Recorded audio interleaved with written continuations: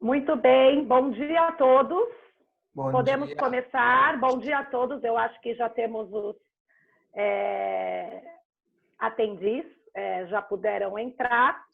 Então, muito bom dia, buenos días a todos. Este es un webinar que vamos a hacer en dos idiomas, vamos a hacer en portugués y en español.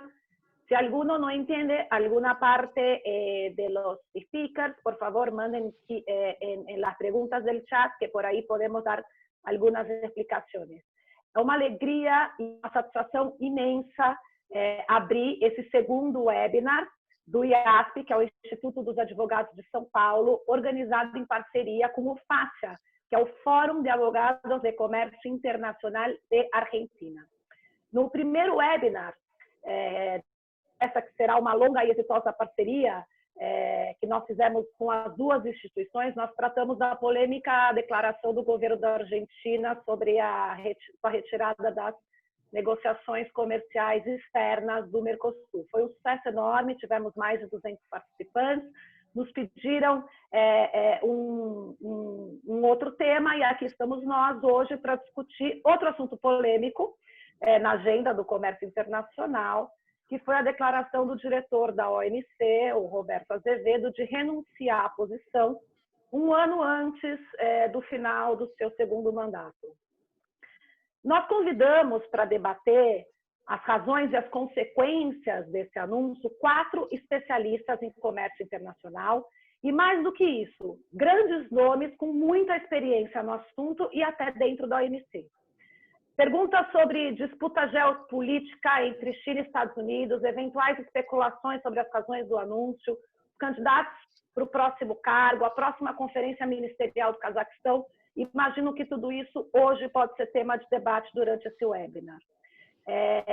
Porém, antes de apresentar cada um dos nossos ilustres palestrantes, eu gostaria de pedir ao presidente da Comissão de Comércio Internacional do IASP, que é o Francisco Negrão, para apresentar a instituição, o IASP, que tanto nos orgulha, e depois que o Francisco apresentar o IASP, eu também gostaria de pedir ao Pablo Estrada, que é diretor de comércio internacional do grupo empresarial mais importante da Argentina, Tetim, e um dos líderes do FACIA, que apresente o fórum.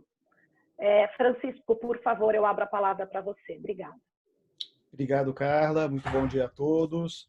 É um prazer rever tantos rostos conhecidos, né? Tatiana, bom dia. Pablo, bom dia. Muito obrigado por estarem conosco nesse tempo tão curto.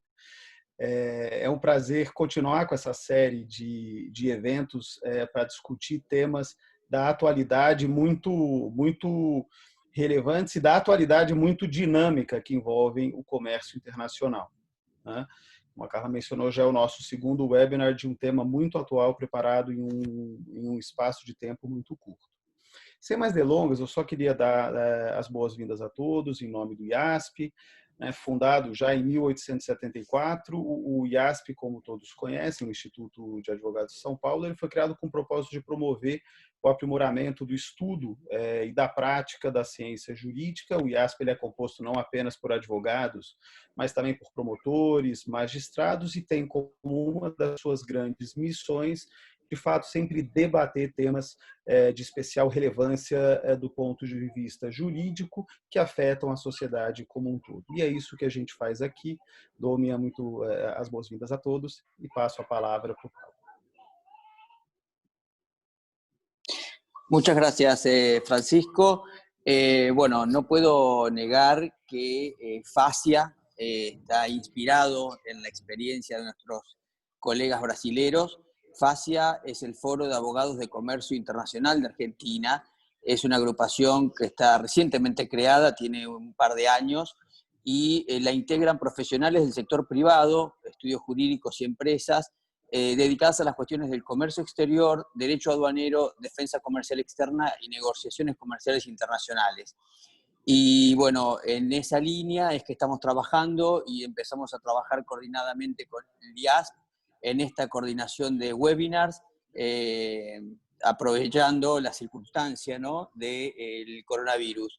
Y bueno, este tema claramente de alta relevancia y coyuntura en una guerra comercial que veremos hoy, escuchando a nuestros panelistas, a los cuales agradezco su predisposición y su tiempo, y bueno, los escucharemos atentamente a ver si esto es un elemento más en la crisis o una oportunidad de poder salir o empezar a construir el nuevo régimen y el nuevo orden de comercio internacional. Les agradezco a todos, saludos y los escuchamos.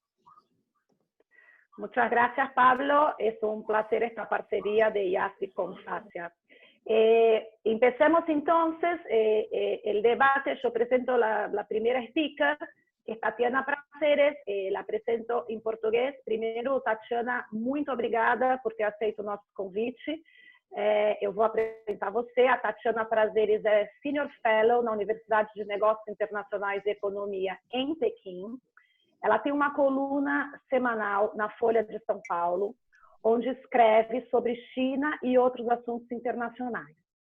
Antes disso, por 5 anos, foi assessora sênior do diretor-geral da Organização Mundial do Comércio em Genebra, o próprio Roberto Azevedo. É servidora pública de carreira. A Tatiana Prazeres também foi secretária de Comércio Exterior do Brasil. A Tatiana é doutora em Relações Internacionais, mestre em Direito e graduada em Direito e Relações Internacionais. Em 2014, foi reconhecida pelo Fórum Econômico Mundial como Jovem Líder Global. Parabéns, Tatiana, você tem a palavra. Obrigada, Carla. Bueno, muy buenos días a todos. Es un gusto participar de este encuentro. Gracias por la invitación. Carla, muchas gracias. Es verdaderamente un placer. Les agradezco incluso la comprensión, porque voy a hablar en portugués. Me gustaría hablar en mi idioma. Pero si hay alguna duda, alguna cuestión, qué sé yo, contenta de aclarar lo que sea en español. Bom, como a Carla mencionou, eu por pouco mais de 5 anos, na verdade, fui assessora sênior do diretor-geral da OMC, embaixador Roberto Azevedo, por quem eu tenho uma enorme admiração. Então, eu já começo explicando de onde eu venho, né? E eu pensei que seria útil usar essa oportunidade para falar um pouco de para que serve um diretor-geral e que características nós gostaríamos de ver no futuro diretor-geral para que ele ou ela possam ser um diretor, uma diretora-geral eficazes, efetivos, que possam fazer bom uso das prerrogativas do cargo.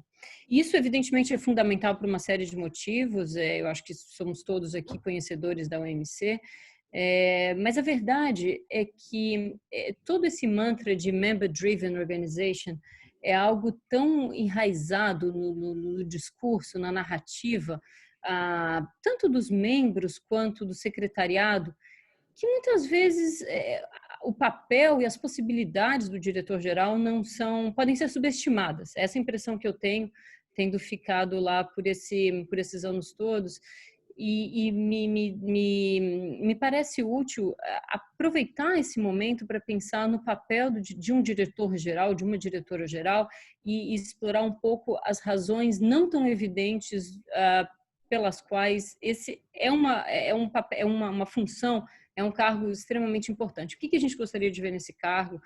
Que perfil a gente gostaria de ver nessa posição para que a liderança da organização ajude a transformá-la numa instituição mais eficaz, com maior credibilidade.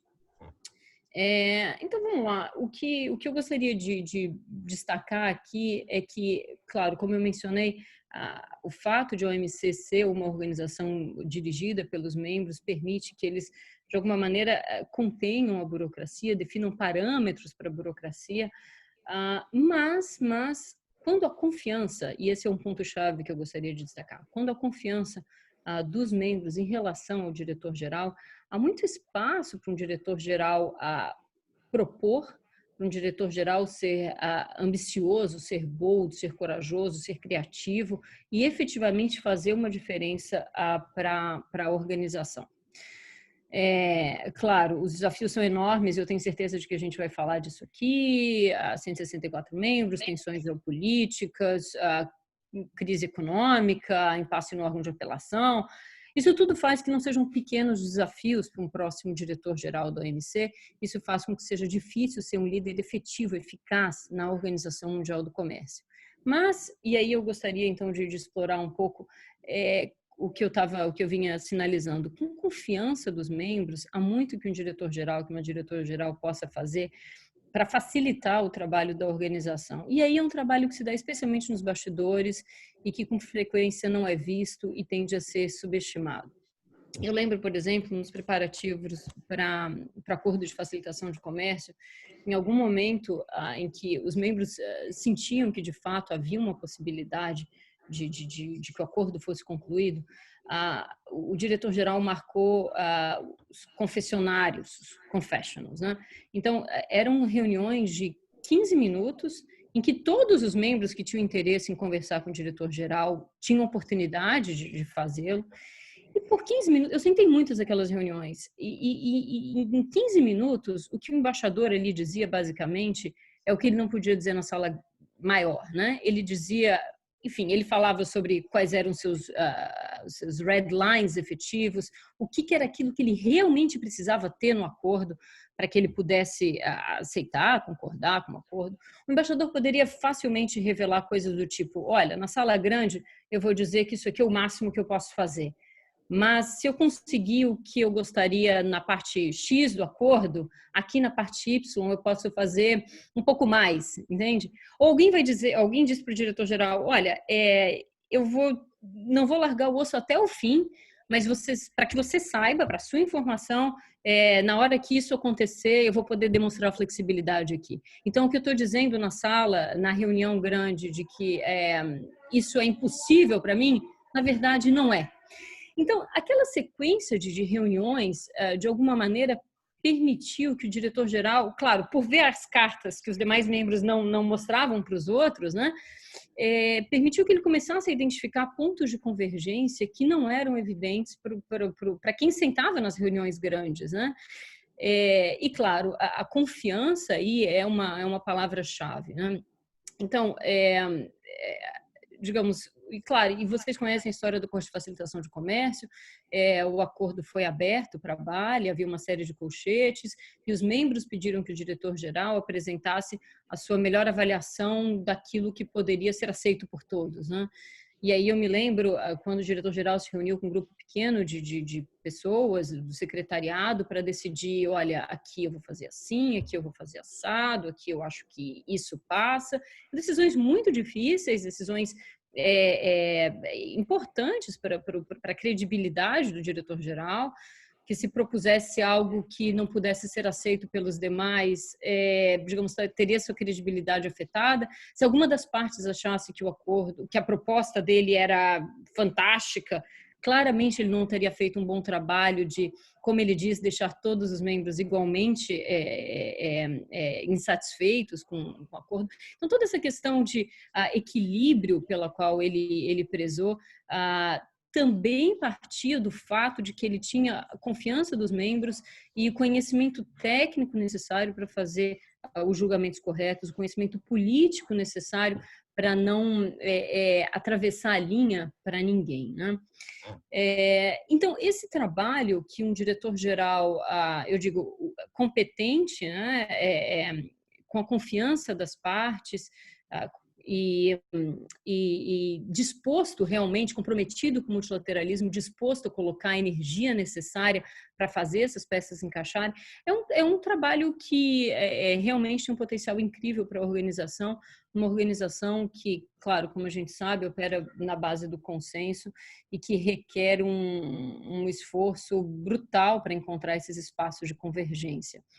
Um diretor-geral capaz, hábil, com a confiança das partes, consegue fazer ligações para ministros na última hora, consegue suspender uma reunião que está azedando, consegue convocar a reunião na hora certa, consegue colocar membros na sala que de outra maneira não se falariam, né? A gente viu isso em facilitação de comércio com Estados Unidos e Cuba, por exemplo. Então, há uma série de aspectos fundamentais para o trabalho da organização que um diretor-geral com as características certas é capaz de executar e que fazem diferença para o trabalho da organização.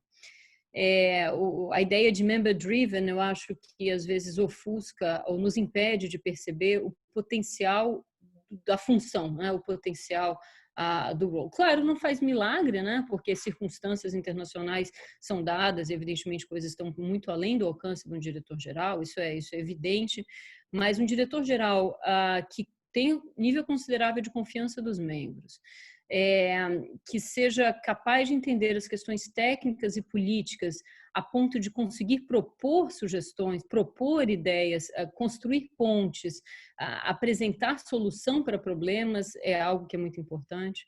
E depois, em terceiro lugar, um diretor-geral que tenha a energia, a paciência, o trabalho duro, né, disposto a fazer o trabalho duro, e que tenha a confiança que é capaz de fazer também, né? A confiança de que é capaz de ajudar os membros a encontrar a solução.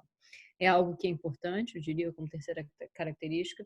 E como quarto, eu diria uma visão, né? Um diretor-geral precisa, uma diretora-geral precisa ter um senso de direção, de propósito, que de alguma maneira não é só o seu, né? É aquele que ele consegue capturar do interesse dos membros, das circunstâncias políticas do momento e consiga orientar os membros na direção, numa direção construtiva, num caminho construtivo.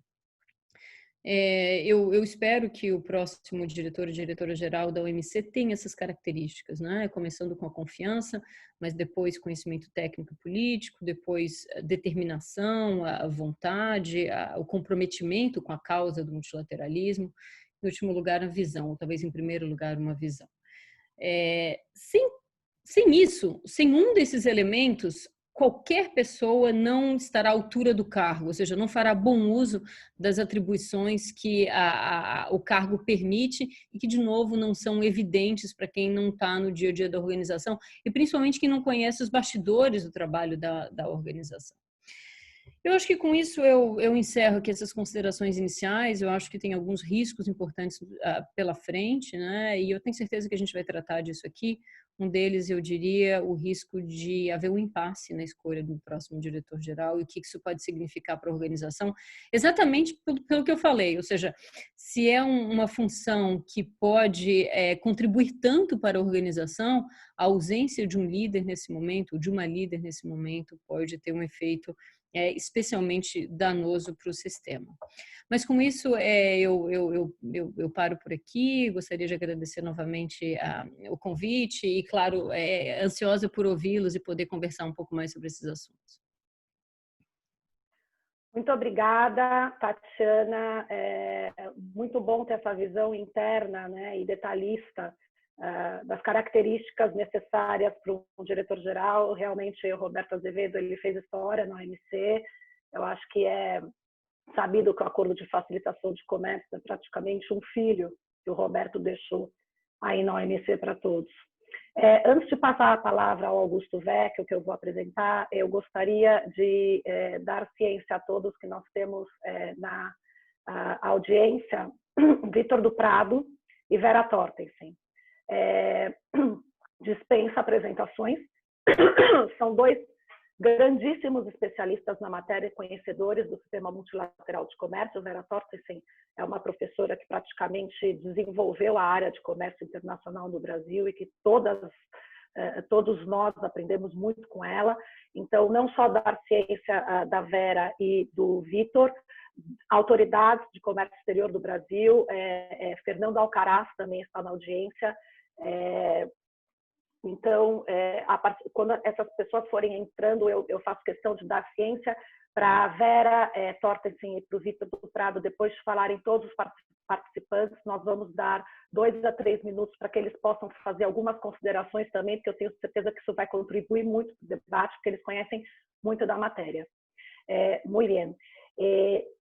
Paso la palabra a Augusto Vecchio, que es líder de FASIA y es socio de Carvarela, un estudio argentino muy bien conceptuado y que tenemos una parcería siempre muy exitosa con este estudio de abogados. Es uno de los estudios más tradicionales y antiguos de Argentina. Augusto Vecchio es socio de Comercio Internacional, gran especialista en la materia. Le paso la palabra a Augusto, que va a hacer la moderación junto conmigo para que presente el próximo speaker. Tato, te paso la palabra. Muchas gracias, Carla. La verdad que comparto la alegría, estamos muy contentos con la participación. La verdad que hay una audiencia de primer nivel, así que seguramente va a haber un debate muy interesante y muy profundo. Quería saludar a María Pereira, que también se sumó. Ayer hablamos con ella y bueno, iba a tratar de sumarse desde Ginebra, así que gracias por participar.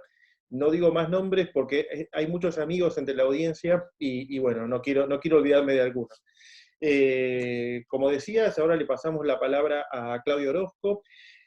La verdad que es un placer, Claudia, que estés con nosotros. La presento muy brevemente porque tiene un currículum muy extenso, así que voy a tratar de ser justo con el resumen.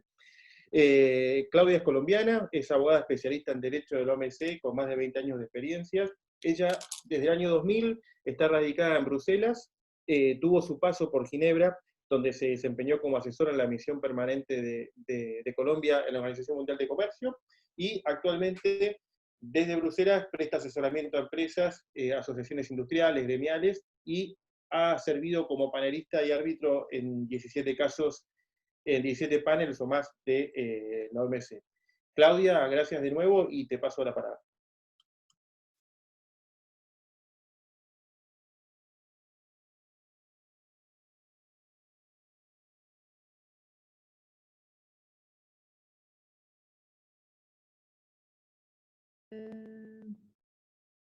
Hola. Hola. Buenos días a los que están en Mercosur. Buenas noches a Tatiana, que está en China, por acá, y a Ginebra. Buenas tardes. Un día de primavera divino. Aquí es fiesta religiosa, entonces un día que no se trabaja. Sin embargo, esta invitación era muy interesante. Me da mucho gusto acompañarlos, así que aquí estoy con el gusto de comentar.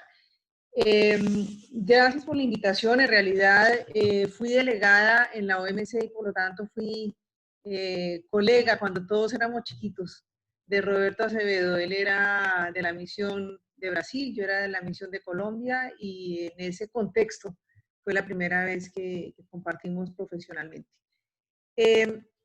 Yo quisiera enfocarme en dos temas, porque creo que el tema de este webinar es bastante amplio. Uno son las consecuencias y otro es, bueno, las consecuencias y las razones del retiro prematuro. En cuanto a consecuencias, que pienso que es bien interesante, se generaron dos preguntas inmediatas con el anuncio del director Acevedo. Lo más importante es qué va a hacer la institución, y en realidad eso se vuelve un problema de manejo de crisis. Y hay una segunda consecuencia importante en la cual quisiera elaborar, que es lo que han reportado los periódicos de si se abre una oportunidad para una reforma de la OMC liderada por Estados Unidos y la Unión Europea. Voy a tocar brevemente sobre ambos temas, a sabiendas que los colegas seguramente tendrán muy importantes comentarios a este tema. El primero son las consecuencias inmediatas, y obviamente lo que está pasando y lo que tienen que gestionar en este momento los 164 miembros de la OMC es un manejo de crisis inmediato que ojalá lo hagan bien, de manera que se pueda pasar a la siguiente etapa, que es una nueva era con un nuevo director general. El manejo de crisis en este momento ha exigido dos temas. Oh, perdón. Okay, Gustav, I cannot, I am right now.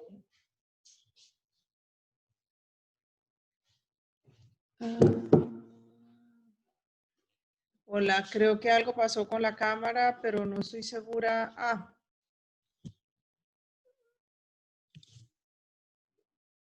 ¿Me ven?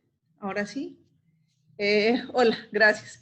Les estaba diciendo, en el manejo de crisis hay dos preguntas importantísimas. La primera es, ¿se va a tener un nuevo director general pronto o se va a dejar la institución en manos de un deputy encargado de aquí a que se cumpla el término que tenía previsto el director Acevedo? La primera pregunta ya la contestaron los miembros. Han decidido hacer un proceso acelerado de selección de director general, y ya creo que los periodos para nominación están abiertas, creo que del 8 de junio al 8 de julio, de manera que en ese momento se recojan nominaciones y se pueda proceder a unas entrevistas que se hacen con el Consejo General y con la participación de todos los miembros. Eso está en camino y pareciera una decisión muy acertada. Sin embargo, está por decidirse una segunda pregunta del manejo de crisis importantísima, y es si para el 1 de septiembre no hay una decisión del nuevo director general, ¿quién se encarga mientras tanto? Esa es una pregunta sobre la cual obviamente que no tengo comentarios porque no soy embajador de ningún país miembro de la OMC, pero va a ser una pregunta supremamente importante y hace parte del buen manejo de esta situación de tránsito. El manejo de la situación de tránsito es supremamente importante porque va a permitir entrar en una nueva era, la del nuevo director general, y entrar con buen ánimo o con menos buen ánimo. Lo que ha pasado en el pasado es que cuando la decisión de la selección del director general ha sido difícil o ha tomado demasiados esfuerzos entre todos los miembros, se entra un poco con una institución dividida entre los miembros. Esperemos que los miembros encuentren esa persona ideal que Tatiana estaba describiendo, de manera que puedan entrar rápidamente en esta nueva era. Y en la nueva era, si se entra en la nueva era, viene la segunda consecuencia importante, que es lo que están, de alguna manera, la prensa está poniendo como titular, si se abre la oportunidad de una reforma a la OMC liderada por Estados Unidos y la Unión Europea. Lo que el mundo ha visto en los últimos años, 18 meses, ha sido una guerra comercial entre Estados Unidos y China, de una parte. De otra parte, el mundo ha visto cómo el sistema de solución de diferencias de la OMC ha quedado sin el componente importante que es el órgano de apelación. Estos dos temas son supremamente críticos y son dos temas que van y deben y son una oportunidad para Estados Unidos y la Unión Europea de liderar un nuevo momento. Si eso implica una reforma de la organización y es supremamente importante, y puede ser que al existir un nuevo momento puedan entrar en este tema. Son temas importantes y son temas que le interesan a toda la membresía, y por ello es posible que de pronto Estados Unidos atienda de alguna manera la invitación que la Unión Europea le está haciendo en todas las formas posibles. El nuevo comisario, desde que se inauguró la nueva comisión en noviembre del año pasado, en diciembre, el nuevo comisario Hogan, en todas las formas y espacios, ha tratado de invitar a Estados Unidos a que entren en diálogo, de manera que si hay un diálogo entre estos dos polos importantísimos de la OMC, puedan entrar en un diálogo constructivo con el tercer polo, que es China. Y la única forma de resolver problemas es dialogando y construyendo soluciones inteligentes, porque de lo contrario la organización no se sigue debilitando. Son temas en los cuales hay coincidencia entre Estados Unidos y la Unión Europea. Hay coincidencia que hay que hacer algo con China. Hay coincidencia que la percepción que se tenía cuando se negoció la accesión de China se ha quedado corta. Se negoció la accesión de China pensando que China, al finalizar el periodo del protocolo de accesión, sería una economía de mercado como las que conocemos en Occidente. Y habiéndose acabado el periodo, esa transición se ha logrado en cierta medida, pero no es lo que se esperaba. Y eso hace que las reglas de una institución que nació para economías de mercado no están acordes con las necesidades para un país que tiene una economía como la tiene China. Por lo tanto, es una prioridad y una necesidad, y ese es el background de alguna manera de la guerra comercial que hay entre Estados Unidos y China. Es la necesidad de crear un marco legal apropiado a lo que existe.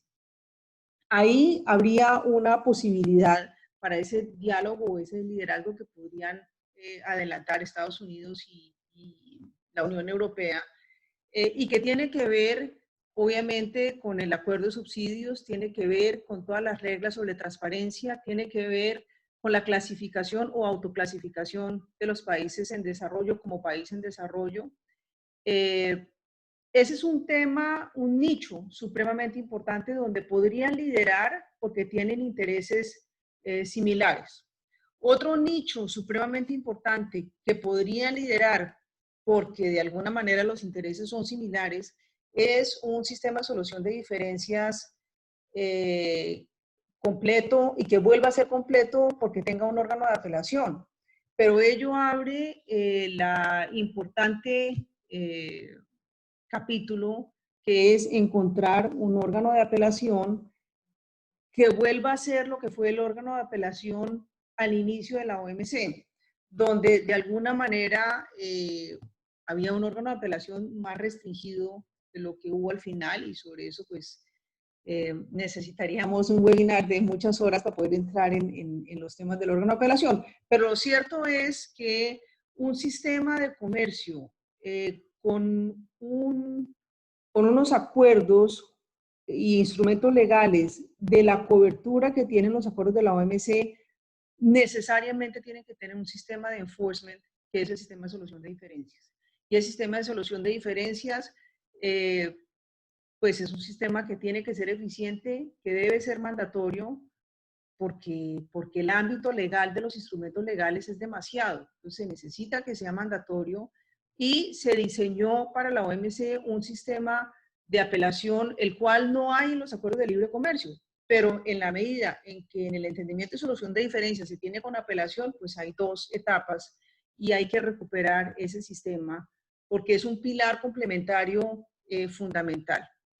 Un tercer componente que es en igual medida importante tanto para Estados Unidos como para la Unión Europea, y por lo tanto podrían ser líderes si hubiera un director general como el que describió Tatiana, sería un sistema de toma de decisiones. La toma de decisiones en la OMC de alguna manera hay que modernizarlo, porque la OMC tradicionalmente ha sido una institución que funciona por consenso, lo cual tiene tanto de ancho como de largo, como decimos en Colombia, porque ello puede llevar a que las decisiones no se toman, y qué es lo que ha llevado a muchos de los problemas que tiene la OMC.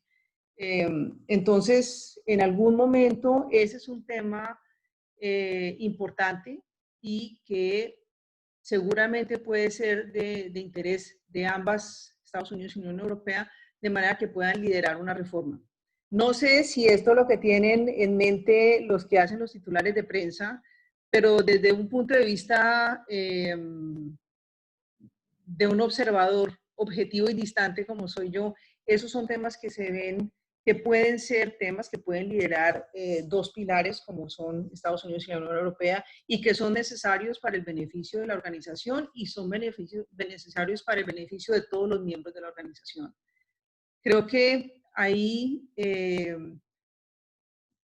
suspendo para dejar espacio para preguntas y profundizar según los colegas quieran.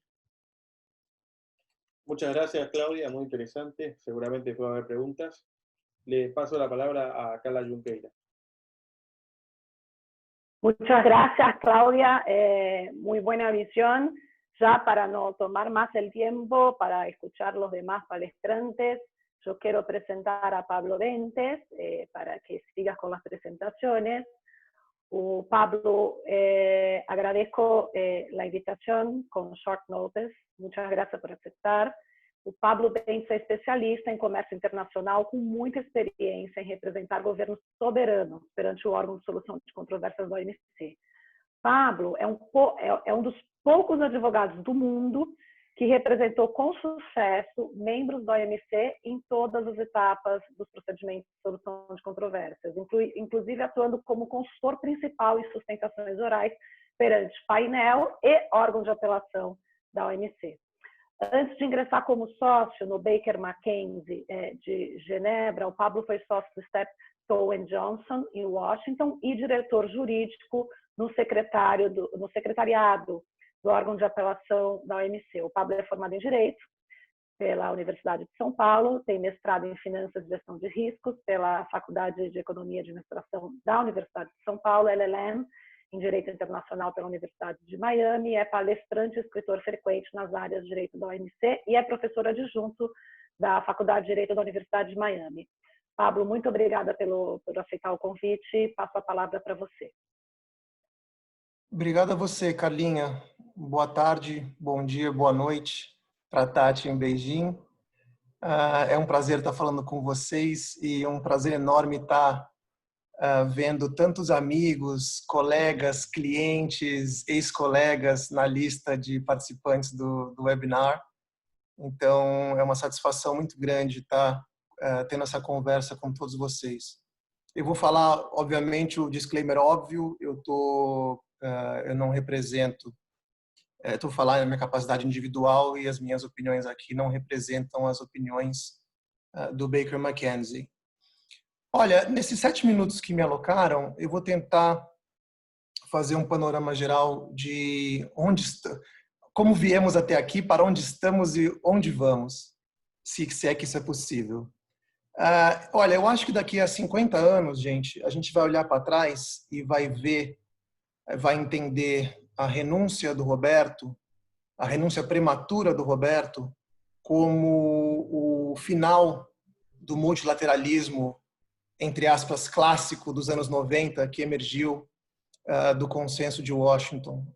É realmente o final, eu acho, dessa era na governança das relações econômicas entre os países. E a gente chega no início dessa segunda década do século XXI com a organização tentando redefinir o seu papel num mundo mais fragmentado, num mundo mais multipolar e num mundo onde você ainda por cima tem que lidar com um evento de a cada 100 anos que é uma crise sanitária sem precedentes. Então eu acho que a gente está no momento em que a OMC, mais do que está buscando um novo líder, está buscando um novo papel, que não é necessariamente aquele papel que a gente vinha tendo com o multilateralismo tal como nos acostumamos até aqui. Sobre como a gente chegou até aqui, o Roberto, acho que eu escrevi isso recentemente num jornal no Brasil, o Roberto começou o seu mandato, como a gente diz, hitting the ground running, né? Ele começou o mandato já com a aprovação do TFA nos primeiros meses. Durante a sua administração houve outras decisões importantes, expansão do ITA, eliminação de Agricultural Export Subsidies, tudo isso foi muito importante, mas a maré virou realmente com a ascensão da administração Trump nos Estados Unidos em 2016 e a adoção de uma estratégia de desmonte do sistema multilateral. Eu conversava outro dia com amigos numa mesa de jantar, agora que a gente pode, os restaurantes abriram aqui em Genebra, e é inacreditável como a gente vem nos últimos 6 meses de crise em crise. É a crise do orçamento, depois é a crise do appellate body, depois agora é a crise da busca do sucessor, sem encontrar diversas outras. Quer dizer,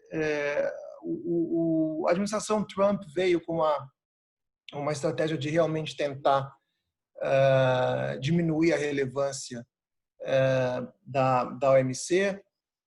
Eles partiram para essa estratégia, como disseram a Cláudia, como disse a Cláudia antes de mim, com uma estratégia de aplicar tarifas e tentar conversar bilateralmente, uma estratégia que até inclusive revisou muitos tabus.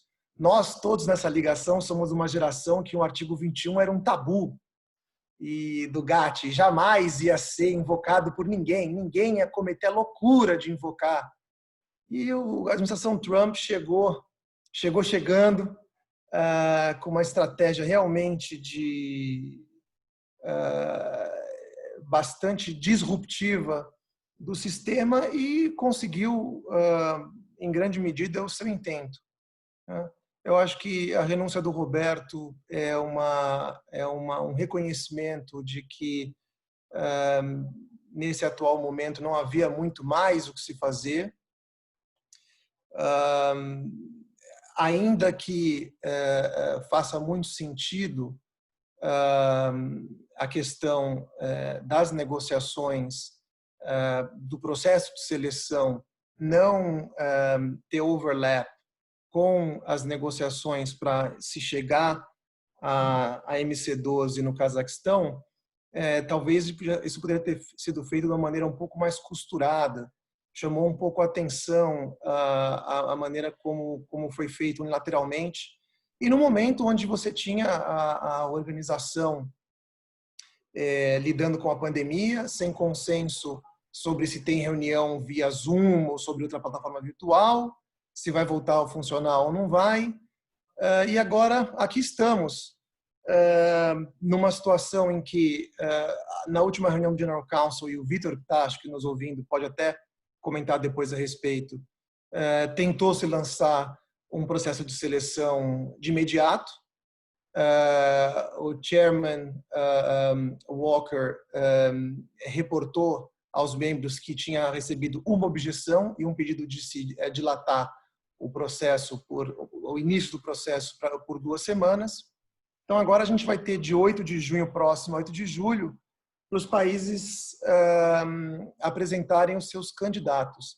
E agora a gente está no meio de uma realidade em que não se sabe ainda como que vai ser. Primeiro, que tipo de calibre vai querer. Nós estamos precisando de um líder forte, importante. Então, os candidatos vão dizer muito do apetite dos membros. E também, como é que vai ser feita essa campanha?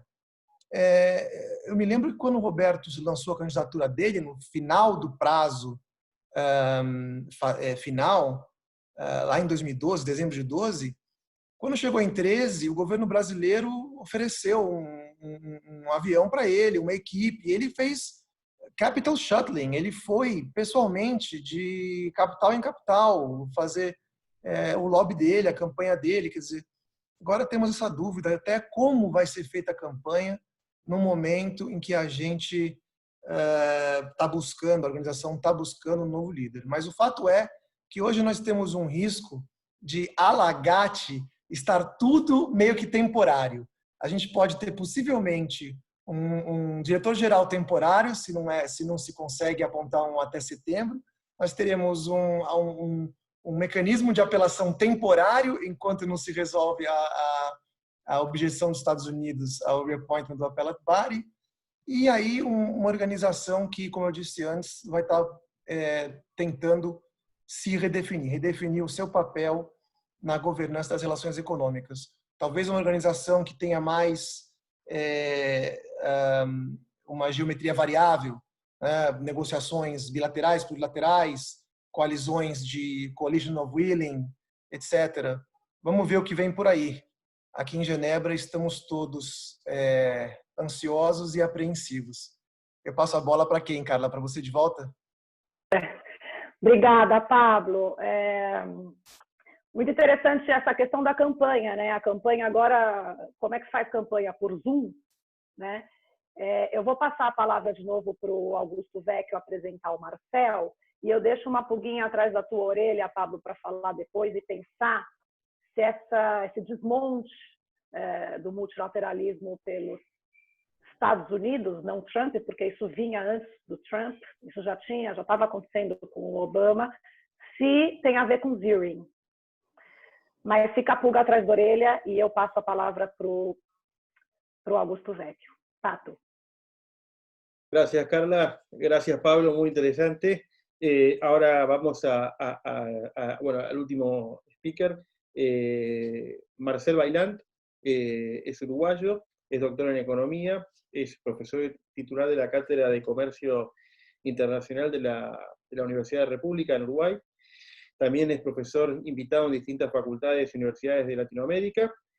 entre los años 2003 y 2006 tuvo un paso como asesor por la Secretaría del Mercosur, y también se ha desempeñado como asesor en distintos organismos multilaterales. Marcel, bueno, tenés un currículum muy, muy extenso, espero haber sido mínimamente justo con el resumen que hice. Te paso la palabra y muchas gracias. Bueno, muchas gracias, Augusto, muchas gracias por la invitación. Buenos días, tardes y noches a todos. Siempre para mí es súper agradable y es un desafío este vínculo disciplinario en los temas de comercio internacional con la gente que está en los temas de derecho comercial y derecho internacional. Fue para mí una experiencia muy gratificante la interacción con Alejandro Perotti y Daisy Ventura cuando estuvimos ahí en el desafío de la fundación del sector de asesoría técnica de la Secretaría del Mercosur. Y creo que este es un asunto que convoca a muchas disciplinas y que este cruce es interesante. Yo quisiera decir dos cosas. Primero, tomar un poco la perspectiva de Pablo, es decir, alejarme un poco del evento particular que estamos analizando, que es la renuncia de Acevedo, y simplemente sobre el final voy a referirme algo a ese punto, mirándolo desde lejos, porque hace tiempo que no estoy en los pasillos de Ginebra. Antes iba más seguido a la OMC, ahora estoy más en la región, en los cursos regionales de la OMC, que regularmente desde hace muchísimos años me invitan. Bueno, de un punto de vista más general, es decir, a ver, desde el 2017 para acá, claramente la última administración de gobierno en Estados Unidos, yo creo que muchos de los asuntos que hablamos son asuntos que venían de atrás, pero esto de algún modo ha sido disruptivo, porque no es solamente la OMC, es decir, la OMC como un ámbito multilateral de coordinación y cooperación es uno más en un sistema general que claramente en el último periodo se ha venido debilitando. Y desde las reuniones del G7, el G20, Naciones Unidas, Fondo Monetario, la Organización Mundial del Comercio es otro lugar más. En todas tenemos cosas para contar y cosas que han ocurrido. Entiendo de que uno de los constructores, digamos, de las reglas internacionales, tal como las conocemos, discúlpenme,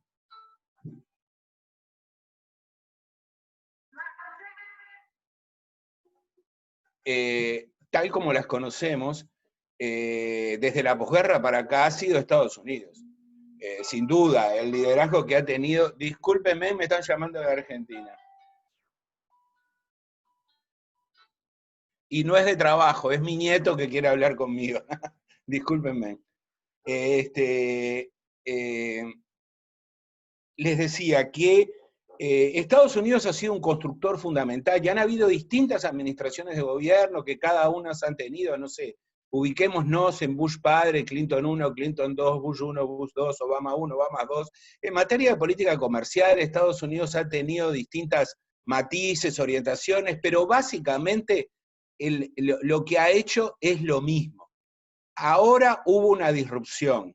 Esa disrupción tiene que ver con un unilateralismo agresivo. Quizás un hito importantísimo es el hecho de que Estados Unidos no firmó el TPP. Es decir, eso era una ruta que venía y que construyó. Demoró mucho tiempo en construir Estados Unidos ese proceso, y todo ese capital que tiene que ver con justamente un tema del futuro, que es la multilateralización del regionalismo, la armonización de acuerdos entre acuerdos, que son los temas de futuro, y que creo que van a volver, necesariamente van a volver. Todos los asuntos que hemos dejado en carpeta y que nos empezamos a discutir, temas realmente anticuados, temas, es decir, y que vamos a tener que tratarlos.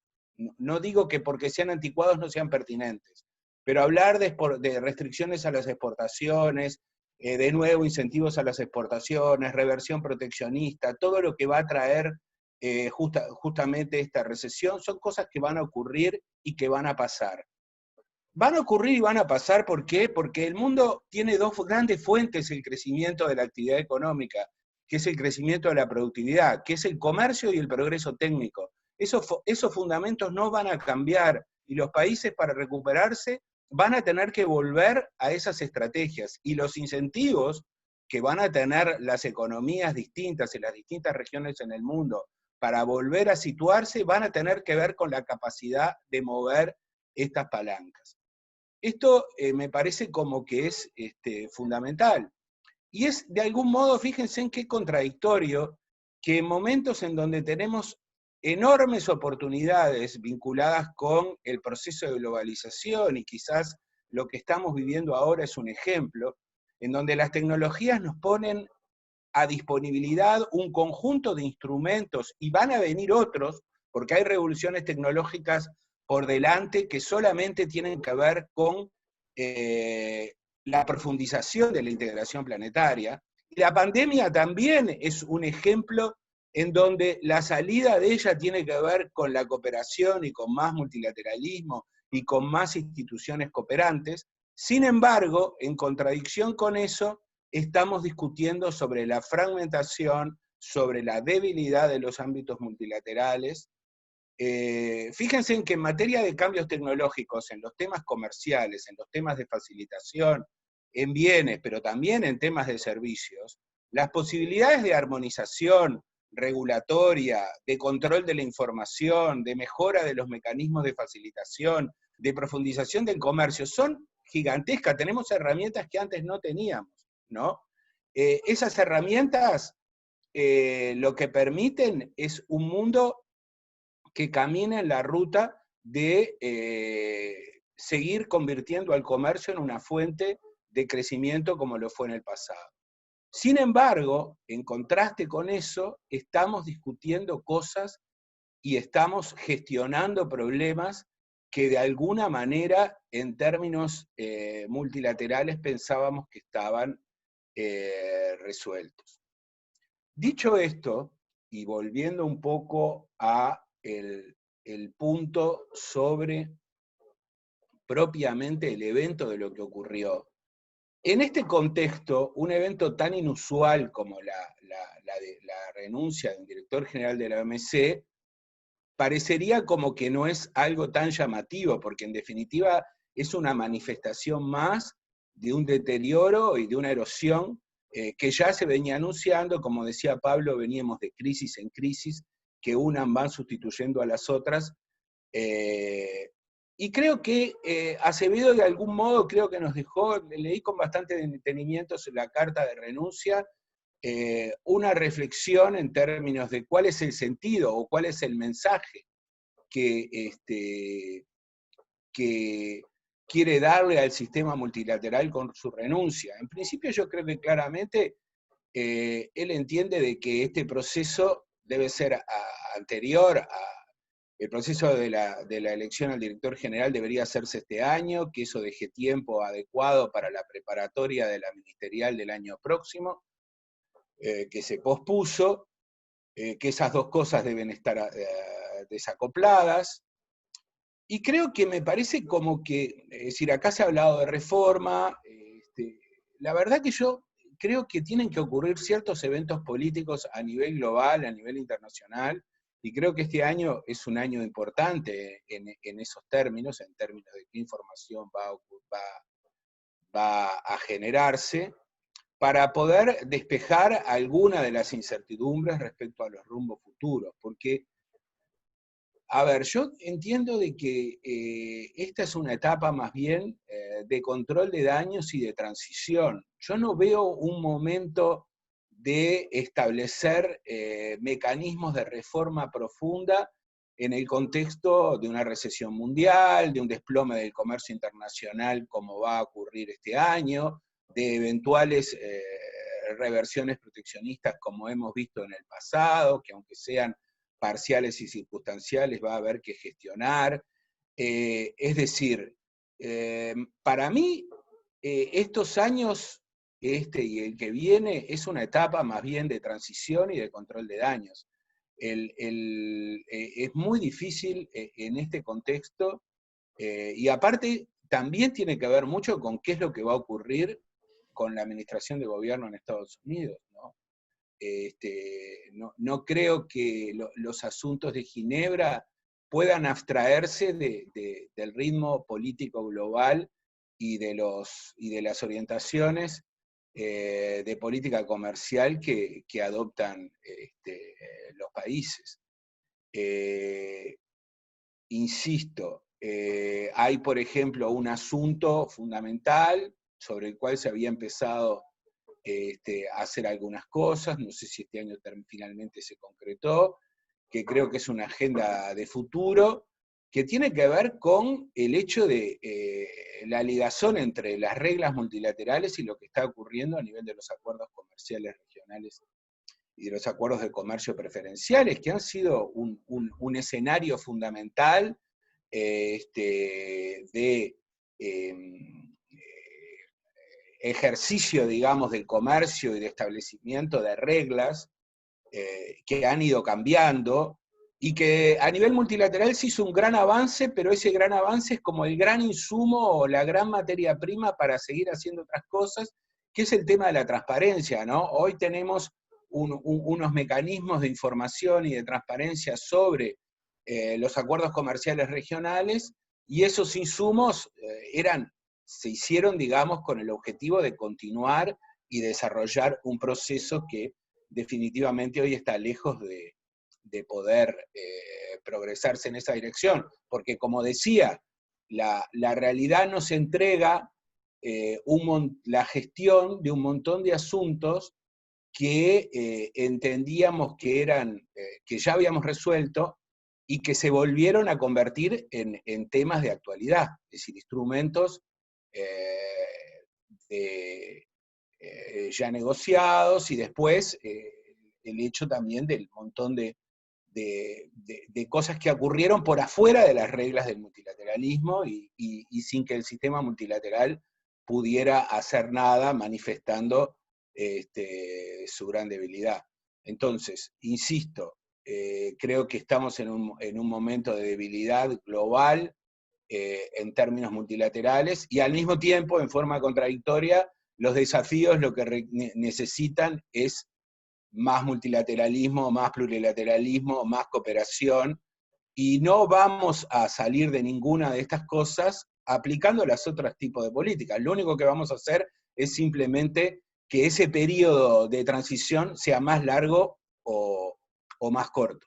Esa es mi reflexión, y no quiero abusar de los minutos que me habían asignado. Muchas gracias de nuevo por la invitación.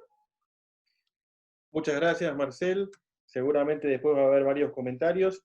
Antes de pasarle la palabra a Carla, les quiero recordar a todos que pueden ir haciendo comentarios o preguntas en el chat del Zoom, y después las administramos con los moderadores.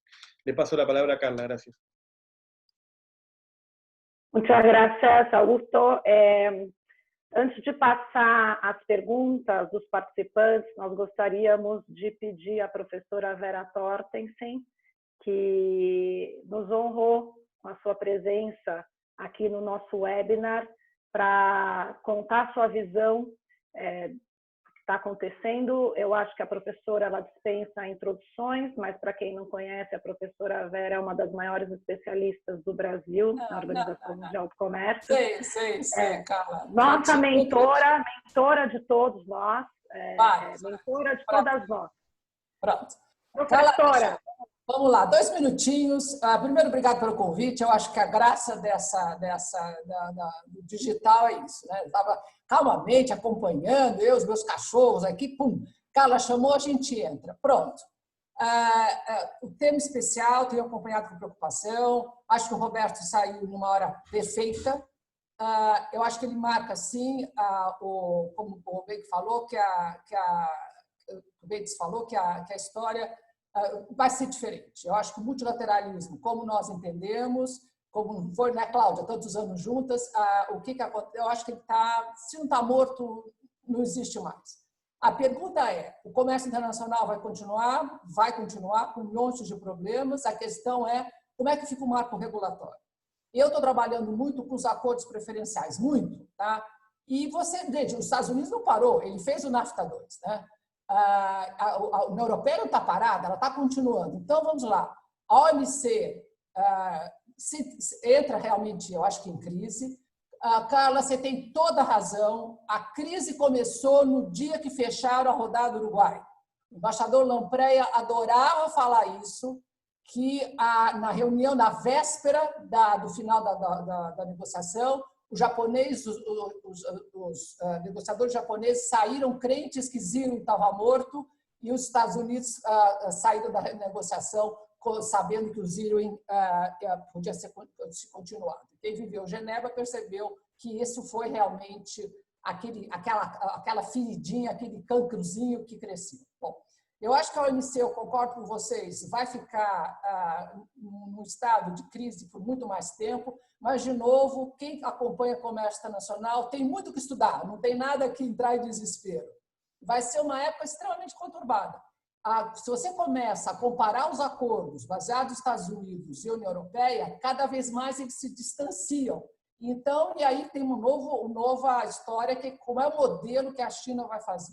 Então, aquela história, o comércio internacional não está morto, o marco regulatório vai estar, sim, com várias fontes de regulação.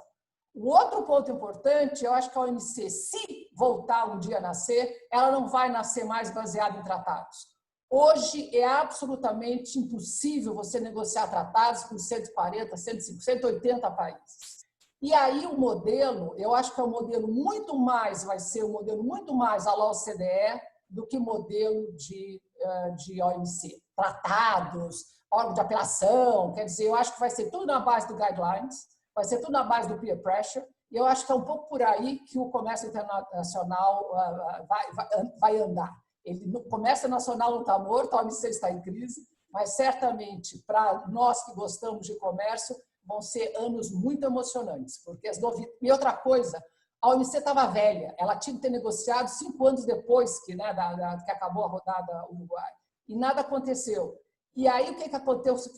A pressão é muito grande, né? Veja o que está acontecendo nesses outros acordos que eu falei, os outros acordos de ultíssima geração.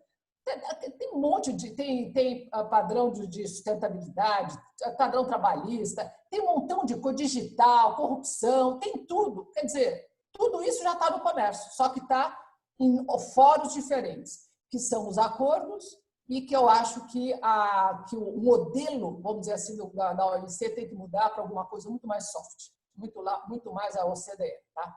Pronto, Carla, obrigado pelo convite, um prazer. Cláudia, ver você, Tatiana, que prazer em vê-la. Tá? Pronto. Obrigada a você, Vera. Eu acho que vão haver mais perguntas e mais debates ao longo agora das perguntas e respostas. Antes de passar a palavra para o Francisco, que vai fazer a primeira pergunta para o debate, eu aproveito as 80 participantes para fazer uma propaganda de um livro que nós estamos organizando em homenagem à professora Vera, que deve sair publicado no início do ano que vem, ao final desse ano. A gente está na fase de edição do livro. É um livro com a coletânea, é um livro de coletânea de artigos de especialistas em comércio internacional, todas mulheres. É um livro organizado pela rede WIT, Women Inside Trade, que é a rede de mulheres do comércio internacional do Brasil, que é composta por mais de 200 mulheres especialistas na área. Nós reunimos, compilamos artigos selecionados, foi uma seleção muito difícil de artigos de excelente qualidade, todos em homenagem à professora, à sua história e os temas que ela estudou e reuniu. Deixo aqui a propaganda, quando sair o livro eu aviso a todos, e eu passo a palavra ao Francisco Negrão. Muito obrigado a todos. Mais uma vez, é um nível excelente de debate que temos com todos esses convidados. Eu queria fazer uma pergunta inicial a todos, inclusive a senhora professora Vera, obrigado por receber aqui meu telefonema durante o próprio webinar e obrigado pelos seus comentários.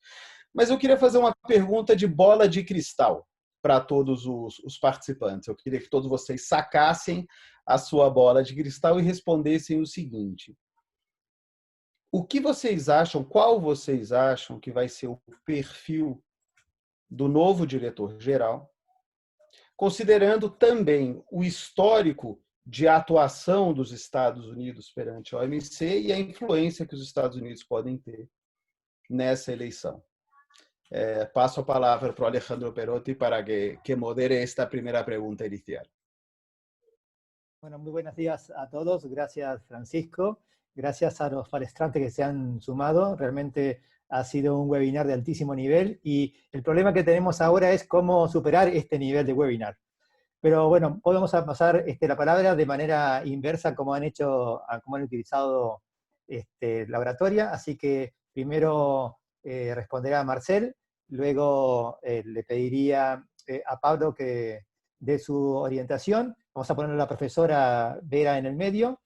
Continuaremos con Claudia y terminaremos con Tatiana. Adelante, Marcel. Bueno, no tengo demasiada opinión en relación a nombres en particular. Creo que las cualidades, las que tenía Acevedo eran excelentes.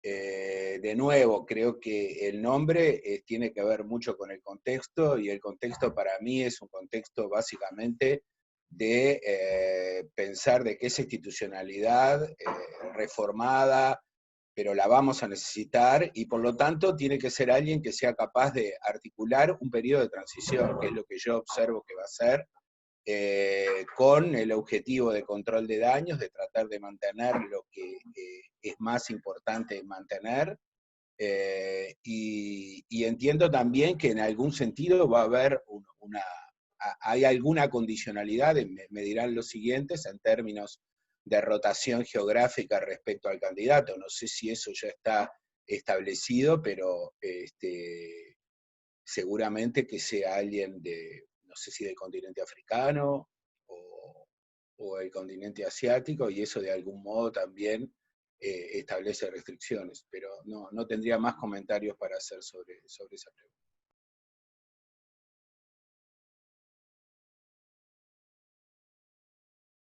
Sí, Pablo, por favor.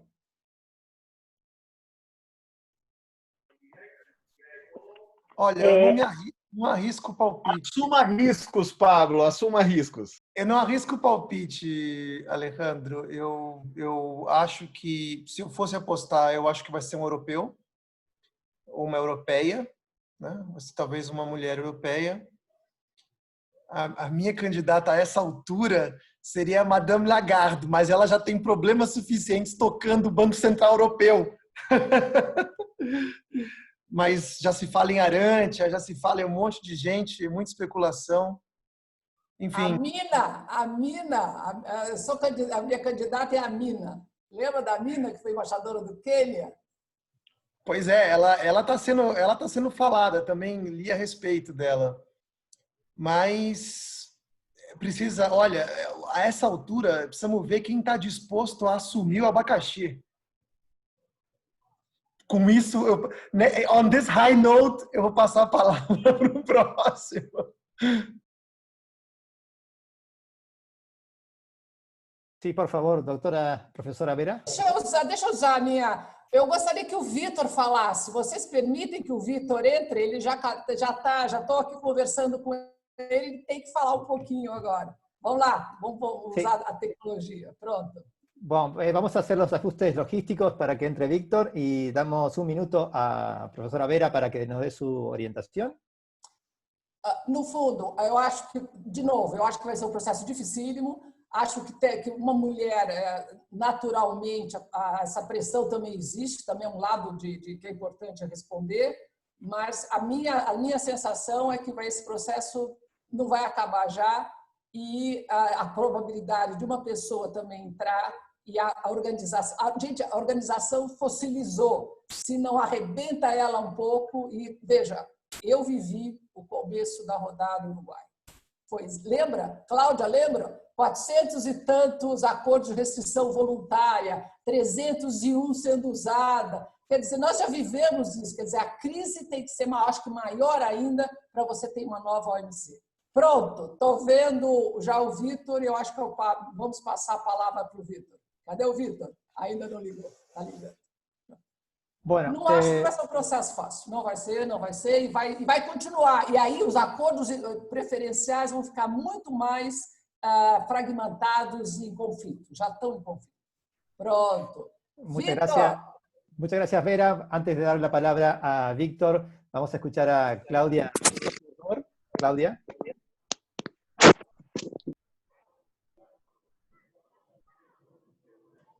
¿Aló, Claudia? Hola, creo que es muy riesgoso hablar antes que Víctor, pero lo haré. Lo haré pues, gracias a ti por la invitación. Yo pienso que hay un dicho muy importante y es think out of the box. En este momento la organización necesita Wonder Person, hopefully Wonder Woman, porque pues de alguna manera se mencionan muchos nombres y muchos de ellos son mujeres, pero es supremamente importante y en este momento hay una crisis importante institucional, hay una crisis económica mundial, porque creo que dos personas anteriores dieron el contexto de que vamos a salir de una pandemia para entrar en una recesión económica, hay una fragmentación del multilateralismo, o sea, se necesita salir de una crisis gigantesca y creo que para ello se necesita una persona que tenga un poder político muy importante y una personalidad valiente, una persona que esté por encima del bien y del mal, que esté pensando única y exclusivamente en el presente. Todo eso hace que sea difícil encontrar la persona ideal. Pero si hay que mencionar un nombre de un tipo de persona que podría llenar esas condiciones, a mí se me ocurre que la Deputy Prime Minister canadiense es una persona que conoce el tema, que tiene el poder, la personalidad, que ha lidiado con Estados Unidos, que no es necesariamente ni América Latina, ni Europa, ni Estados Unidos, ni Asia, porque todos han tenido ya director general. Obviamente que seguramente a nadie, ni a ella se le ha ocurrido, ni ha salido en ninguna prensa, pero pienso que el mundo tiene que pensar en grande y los miembros de la OMC tienen que pensar en grande. Y más importante que un nombre rápido, es importante un nombre que pueda servirle a la institución y al mundo para esta nueva etapa, que es una etapa muy challenging. Muchas gracias, Claudia. Tu visión, Tatiana, desde China, por favor. Bom, eu, na verdade, não consegui voltar para a China. Eu estou no Brasil nesse momento, ansiosa para poder voltar para casa. Mas, enfim, rapidamente, pergunta difícil e a ideia é tomar risco aqui, né? Eu acho que é possível que a gente vá ver uma mulher na posição na direção geral da OMC.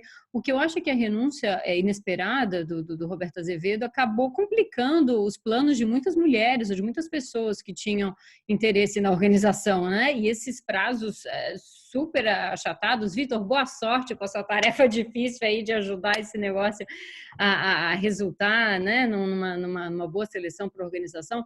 A verdade é que complicou os planos de muita gente. Então, eu não sei, talvez pessoas que haviam considerado a posição, enfim, não estejam em condições de encarar o processo agora, não estejam disponíveis. Mas eu, enfim, além de dar o meu palpite aí, que pode ser uma mulher, eu não tenho mais nada a dizer, a não ser desejar boa sorte para o Vitor. Muchas gracias, Tatiana.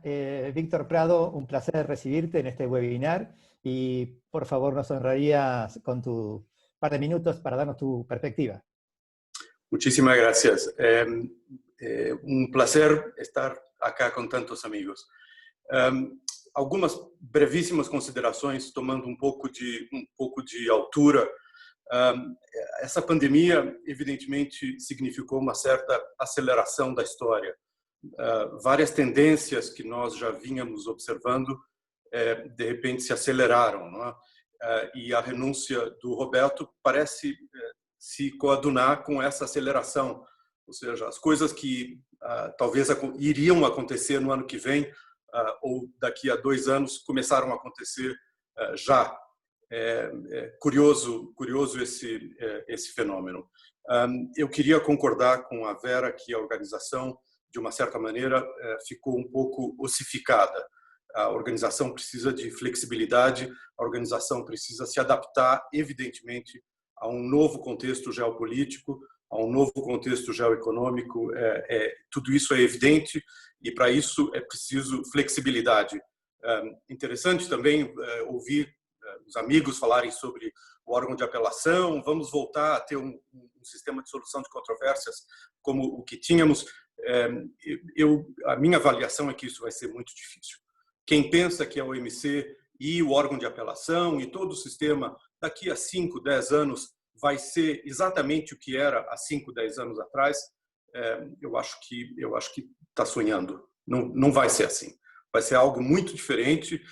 O meu palpite é que vai ser algo mais parecido com o que a Vera também descreve, alguma coisa menos hard law, simplesmente porque o contexto geopolítico não permite mais. A organização ficou, digamos, fora de sincronia com o que está acontecendo no mundo. Portanto, o novo diretor-geral, teoricamente, é alguém que seria capaz de colocar a organização em sintonia com o mundo de hoje. E isso vai deixar muita gente descontente. Todos aqueles que sonhavam ou que queriam que a OMC fosse hard law, que fosse um organismo supranacional, não há mais espaço para isso. Esse mundo passou. Nós temos que adaptar a OMC ao novo mundo, que ela seja, sim, um fórum de diálogo e de cooperação internacional. Duas brevíssimas observações para terminar. A primeira delas, é preciso desdramatizar esse assunto de um diretor-geral adjunto que assuma a direção-geral da OMC. O diretor-geral adjunto que venha a assumir a direção-geral é a pessoa, com todo respeito, que paga as contas. Não é uma pessoa que vai ter voo político e que vai ter qualquer papel na reforma da OMC. Vai ser um caretaker, como a gente diz. Alguém que está lá, com todo respeito, para pagar a empresa de limpeza e assinar os nossos cheques, esperamos. E não mais do que isso. Portanto, não há que... Eu sequer perco muito tempo a falar sobre esse assunto. O assunto mais importante, sim, é qual é o perfil do diretor-geral futuro. E, para mim, é muito simples. É a figura que tenha o apoio dos Estados Unidos, da China, da União Europeia e que não seja barrado pela Índia. É isso. Muito obrigado. E um abraço a todos. Muchas gracias, Víctor, por tus iluminarias palabras.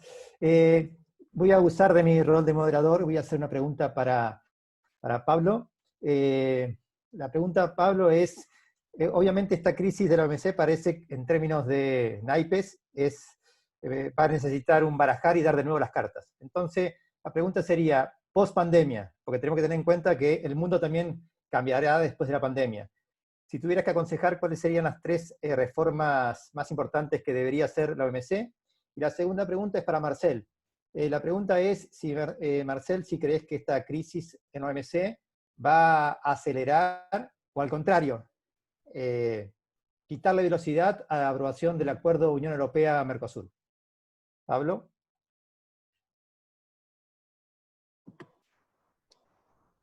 Obrigado, Alejandro. Bem, eu acho que se eu fosse falar em três reformas para adaptar o sistema, eu diria a primeira seria a reforma do mecanismo de solução de controvérsias. Daqui de Genebra, de uma plataforma de um law firm global, eu já começo a sentir um movimento gigantesco de medidas protecionistas dos países em resposta à recessão econômica mundial. Só na semana passada, uns 20 consultas sobre abrir a investigação, antidumping, salvaguardas, subsídios, e vem mais por aí. Então, discordando um pouco do Vítor, acho que esse é um debate um pouco filosófico que a gente vem tendo ao longo dos anos. Eu acho importante ter regras que são enforceable e torço para que a previsão de que a OMC se torne uma OCDE não venha a ocorrer, Vera. Com relação, acredito, uma outra reforma uma reforma da função negocial, né? Um modo mais dinâmico, mais eficiente de você negociar as disciplinas. Aí, nesse aspecto, acho que a Vera tem toda a razão, que o modelo dos grandes tratados não é mais o que a gente vai ter nesse momento. E, finalmente, uma reforma que permita a inclusão de outros temas, que a gente vai ter aí sustentabilidade, e-commerce, digital services, essa nova economia que, como bem disse o Vitor, a pandemia acelerou muitos processos de robotização das cadeias de produção, enfim, prestação de serviços via plataformas digitais, etc. Então, essas três, Alejandro, seriam as áreas para reforma para poder lidar com os efeitos da pandemia. Agora, numa atual circunstância, é muito difícil que haja consenso para que isso ocorra nesse modelo que a gente tem hoje. Muchas gracias, Pablo. Marcel, por favor.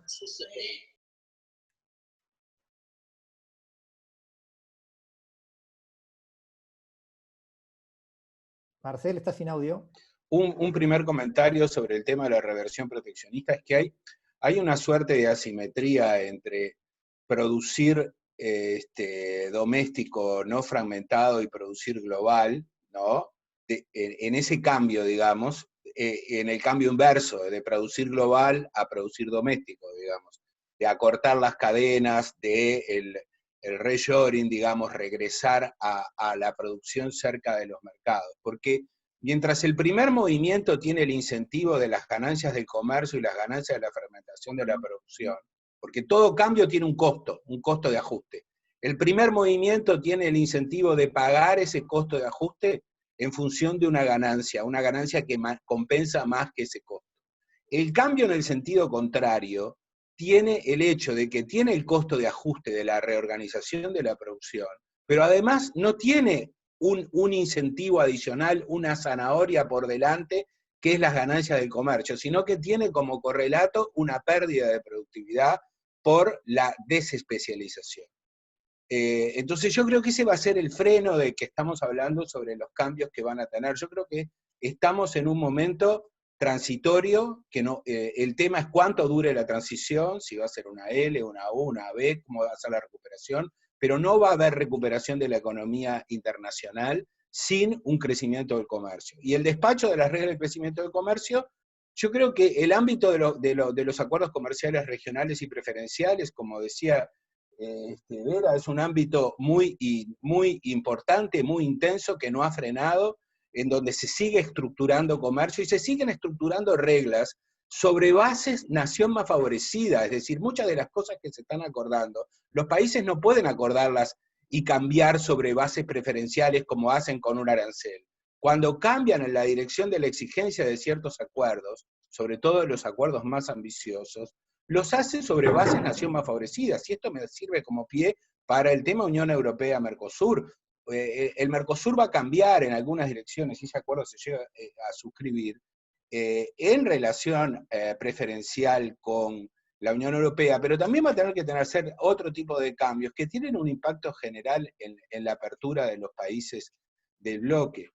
Estamos en un momento de incertidumbre bastante radical frente a un montón de cosas. El acuerdo Unión Europea-Mercosur, y con esto termino y voy a la pregunta de Alejandro, ya tenía sus incertidumbres propias pre-COVID-19, es decir, ya había nacido desde su rápida negociación hace ya casi un año, va a ser ahora en Bruselas, en un gobierno distinto de Argentina, con otro liderazgo, y en un proceso que todavía hoy, estamos a mayo, no tenemos liberalizado totalmente el contenido de los acuerdos, se sigue en el proceso de revisión de los textos legales.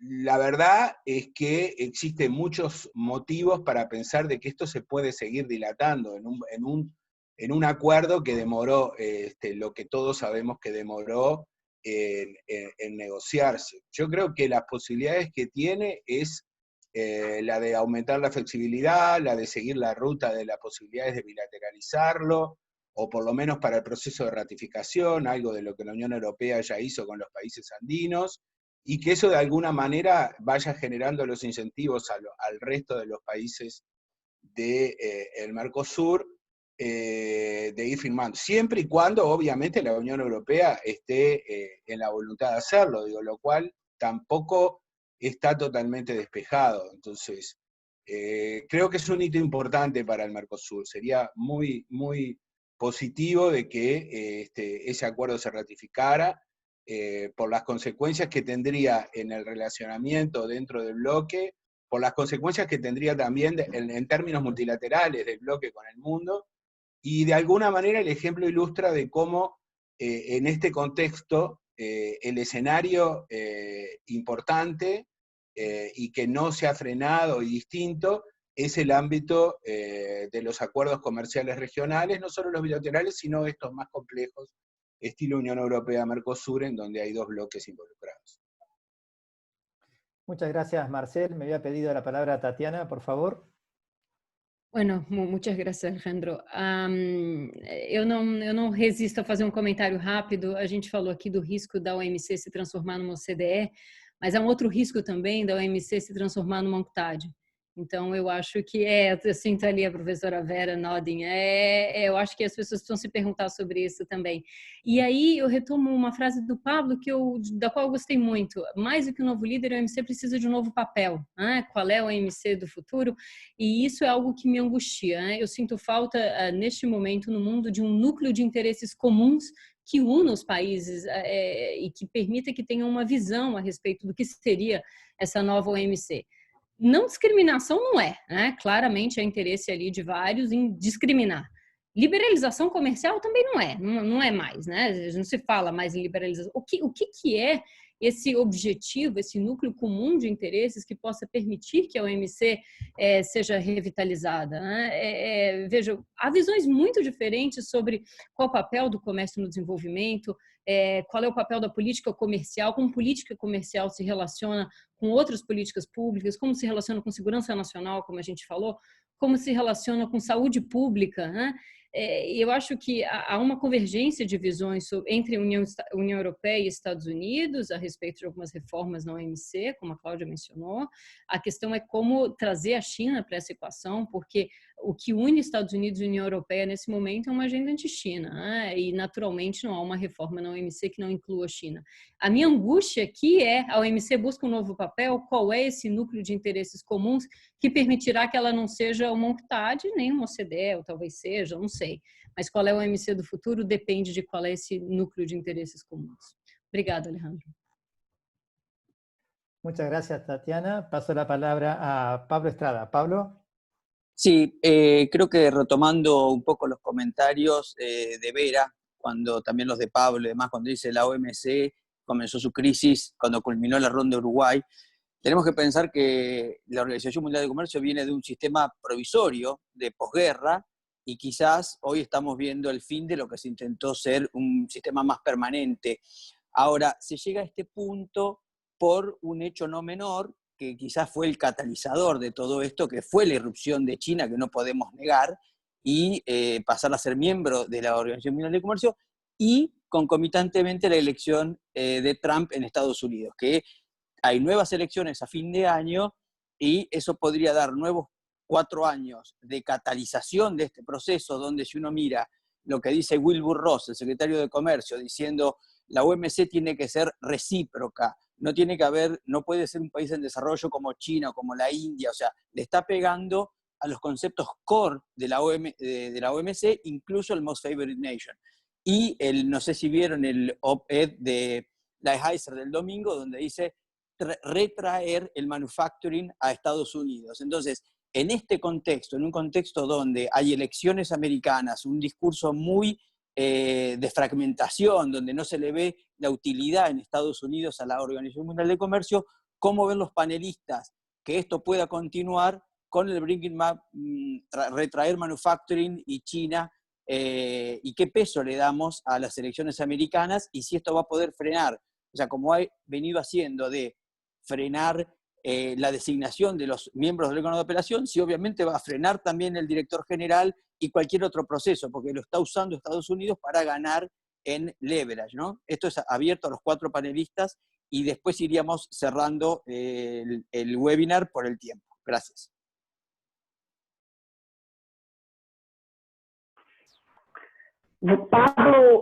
Pablo Bentes, você quer começar respondendo a pergunta do Pablo Estrada? Posso ser o primeiro, sim, Carlinha. Olha, Pablo, eu acho que o processo, o fenômeno de insourcing, principalmente nos Estados Unidos, mas em outros lugares do mundo, quer dizer, você ter um certo desmantelamento das cadeias, é um desses processos que estão se acelerando por conta da pandemia. Mas isso é um pouco, esse é um fenômeno que não é tão linear. Ele depende muito de qual cadeia você está falando. Tem cadeias que faz sentido você trazer de volta, tem os que não faz sentido. Então, é uma realidade bem mais complexa, dependendo muito de que cadeia você está falando. Sobre as eleições americanas, sem dúvida alguma, vai ter um impacto muito importante. A meu ver, é uma das razões pelas quais a gente, muito provavelmente, vai ter um DDG tocando a organização ainda por mais algum tempo. E vamos ver o que vem. Não sei se a agenda democrata, caso os democratas vençam a eleição, seja muito diferente com relação ao comércio internacional. Então, remains to be seen. Cláudia, ¿querés contestar la pregunta de Pablo Estrada?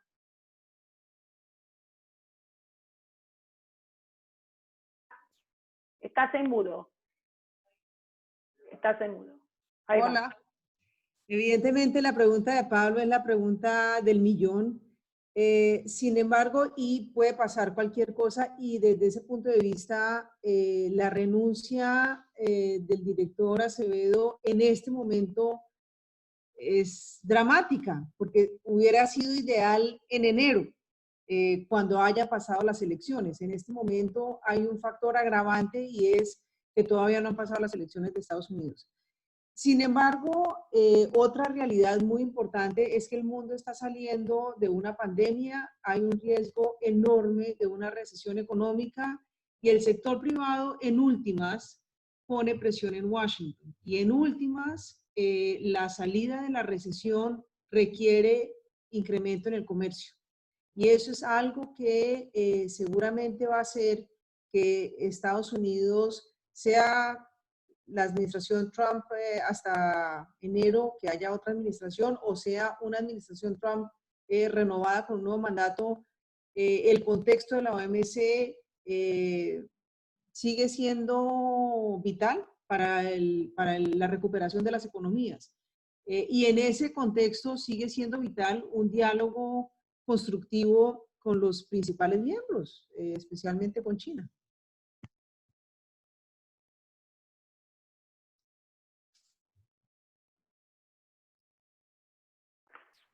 Tatiana, você quer fazer algum comentário sobre essa pergunta? Não. Marcel, ¿querés contestar la pregunta?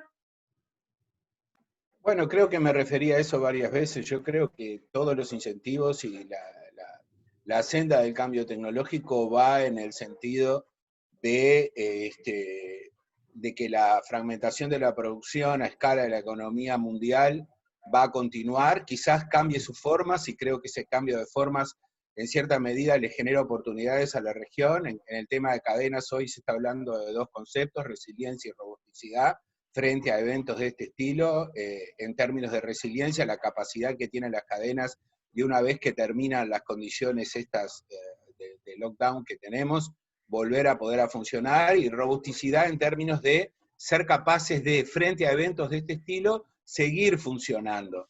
Y en ese sentido se está hablando y son procesos que ya han comenzado, de una mayor diversificación y mayor alternativa de proveedores. Esto es un movimiento exactamente en el sentido contrario del que se habla del relato, digamos, de el reshoring, digamos, o la vuelta a la producción doméstica. Y esto tiene que ver con, básicamente, lo vuelvo a decir, cuáles son los incentivos económicos y dónde está la ganancia. Digo, esas cosas no se van a poder detener, porque son las fuerzas fundamentales. Y el sentido del cambio técnico, además, va en esa dirección, y va en la dirección, aparte, de amplificar las posibilidades de comercio en actividades económicas, en particular en el sector servicios. Esto que ha ocurrido con la pandemia, que de alguna manera el lockdown implicó que estemos todos cada vez más lejos, en rigor está pasando exactamente lo contrario, estamos todos cada vez más cerca, y eso estábamos cada vez más cerca porque estamos en un escenario tecnológico totalmente distinto, que da otras oportunidades. Entonces, yo creo que vamos a tener mucho ruido político en el periodo de transición que viene, pero entiendo de que con nuevas institucionalidades, nuevos cambios, ese proceso de desglobalización va a ser parcial, va a ocurrir necesariamente durante el periodo de recesión, pero la salida de esto va a ser la de siempre, va a ser con comercio. Muchas gracias, Marcel. Sobre a flexibilização da OMC e uma eventual soft law ou nova organização de soft law, nós temos entre os participantes a Daniela Benjamin, que é a representante do governo brasileiro na OCDE, e que eu gostaria de dar sua visão. Obrigada, Daniela, por participar do webinar e poder contribuir com a sua visão também, desde aí da OCDE. Acho que você está no mudo, Caras, obrigado. Enfim, eu não pude vê-los desde o início, porque eu estava numa outra reunião, mas é um prazer ver tantas caras amigas assim, discutindo um tema tão importante.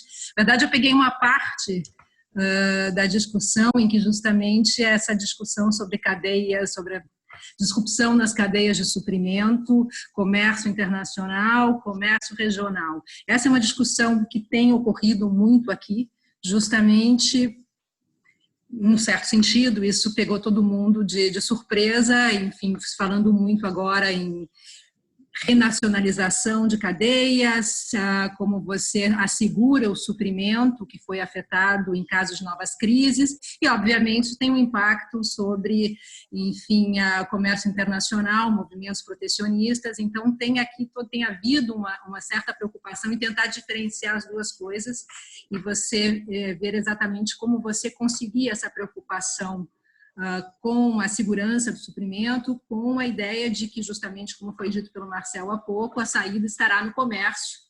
Então, essa dicotomia é interessante. Eu queria ver a opinião de vocês sobre até que ponto cadeias regionais podem ser uma saída para isso, o reforço de cadeias regionais pode ser uma saída para isso, a diversificação de cadeias e como isso, no fundo, se coaduna em termos de fluxos de investimento, que no momento ainda também se apresenta com um cenário bastante, não muito brilhante, digamos assim.